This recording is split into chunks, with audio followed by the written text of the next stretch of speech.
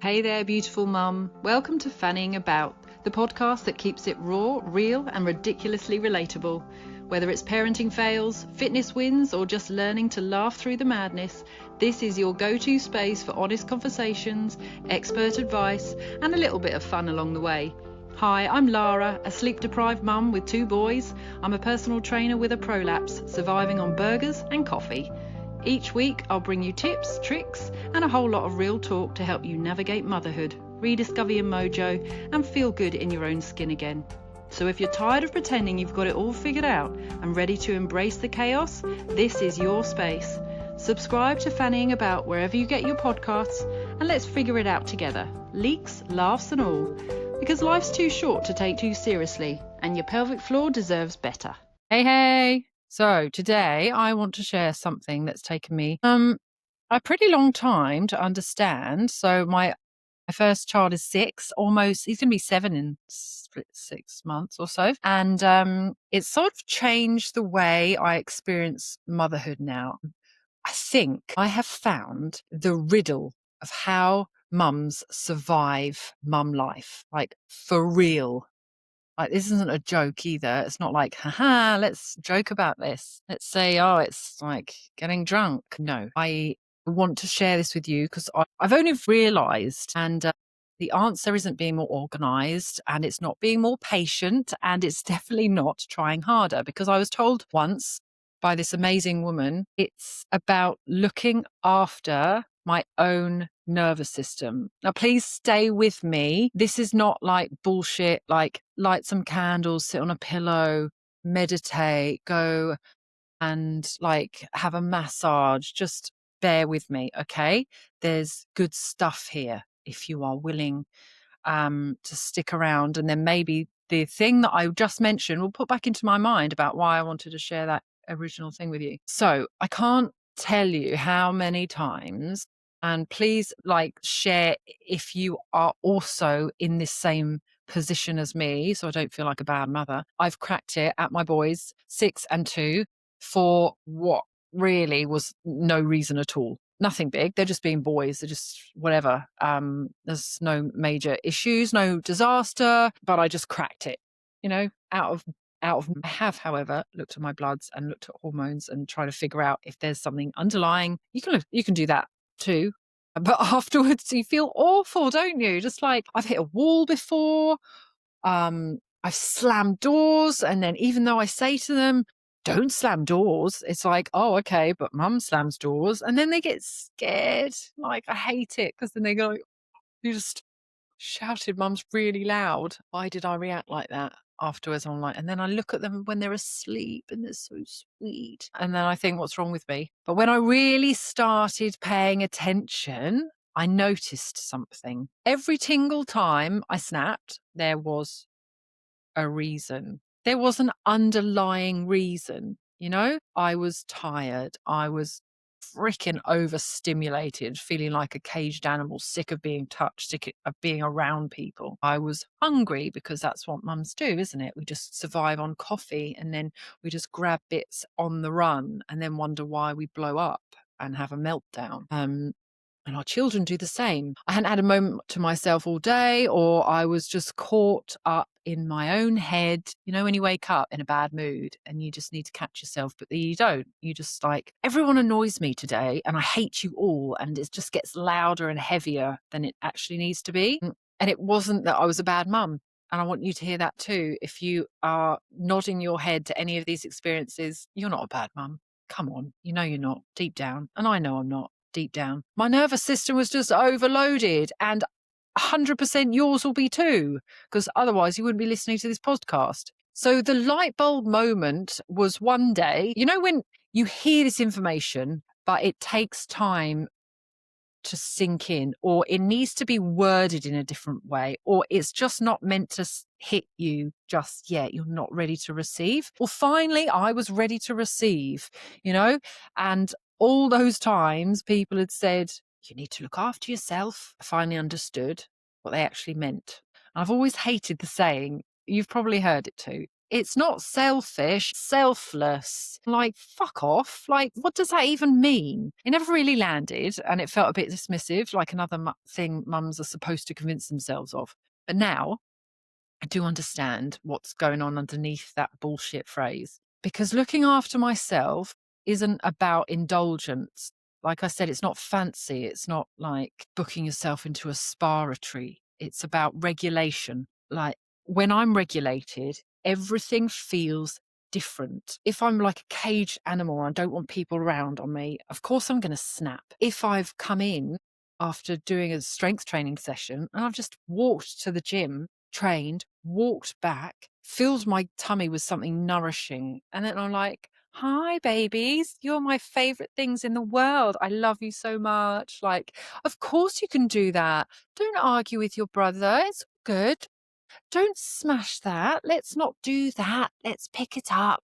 Compared to smashing a wall, slamming the door. Shut up, you bloody kids. It's very different. And what looking after yourself actually means is really basic. It's simple. It's unglamorous, but it's essential. Okay. It's eating. Okay, mums, you need to eat breakfast. I don't care if like people have told you to fast or you're not hungry in the morning. Train yourself. You need to eat something. It just makes such a difference. I've been that person. I've been the person where I don't eat and I survive on coffee. And then I wonder why I snap or I'm emotional or I'm shaking. Like, why am I so hungry? Oh, I haven't eaten since 2 o'clock and now it's school pickup. And I feel like, oh crap, I've got no time to do anything now. You need to eat.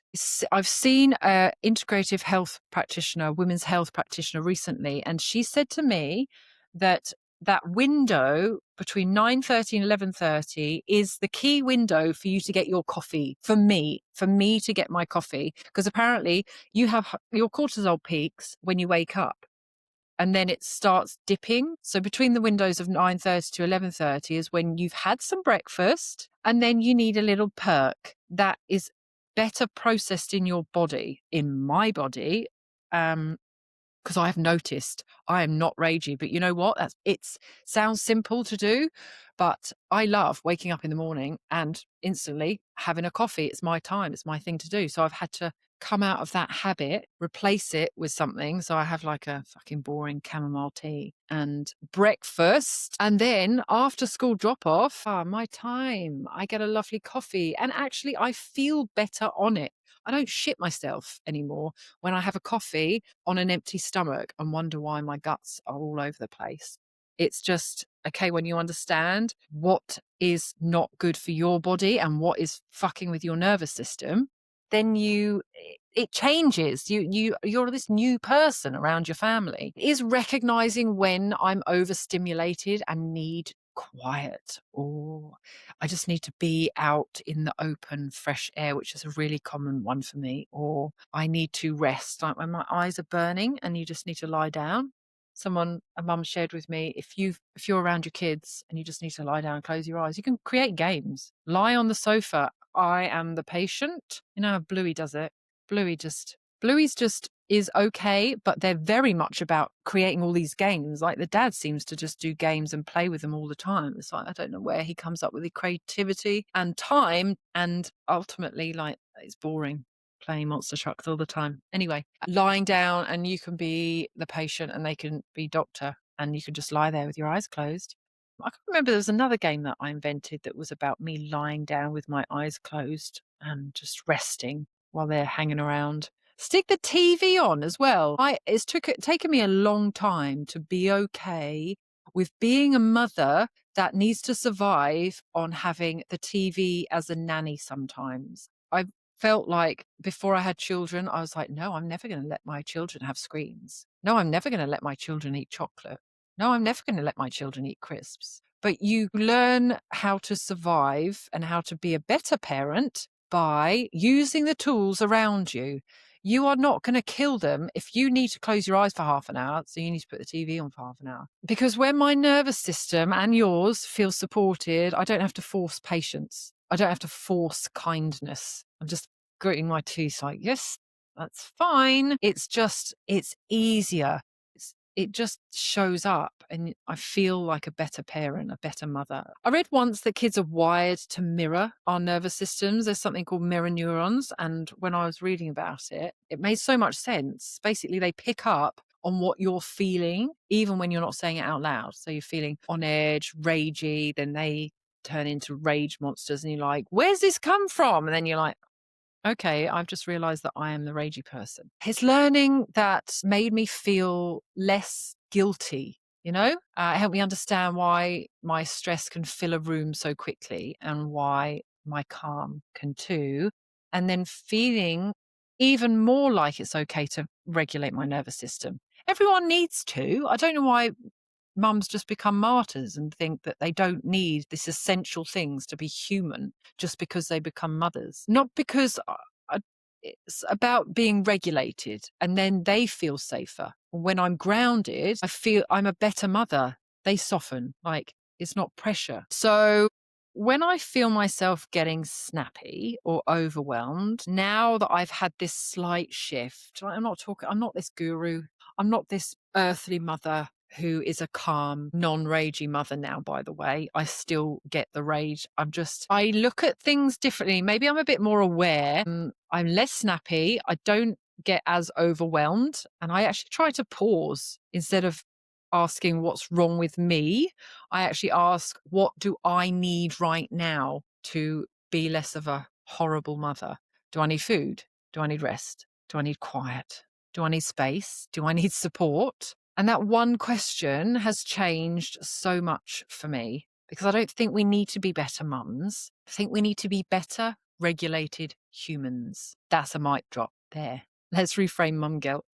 We've been taught that motherhood is about sacrifice. Like I said, being a martyr, that good mums push through and that our needs come last. But here's what I'm learning, and I'm constantly learning and teaching myself, but like I'm getting little tasters. I'm understanding more and more. Looking after ourselves isn't a luxury. It's foundational to humans. And when I'm supported, I'm more present, I'm more patient, I'm more connected. And it's not because I'm trying harder. It's because my nervous system isn't in survival mode. Like any moment I'm going to snap. When I look after my nervous system, I don't have to work so hard to be patient or calm or kind. It actually just happens naturally. And so if you take one thing from this episode, let it be this. Looking after yourself isn't a luxury. It is foundational. It is the foundation. And your kids don't need perfection. They need you supported like a normal human being. So if this episode resonated with you, I hope it gave you permission to pause, permission to soften, and permission to care for yourself without guilt, even just a little bit, and then noticing how you feel. And you're not failing. You're a good mum. You're responding to what your nervous system is asking for. So thanks for listening. You're doing better than you think. Bye. Thank you so much for tuning in. Please hit subscribe to keep up with our latest episodes, and leave us a review on your favourite platform. It helps more people find us. If this episode really resonated with you, please do share with another mum. Thanks so much.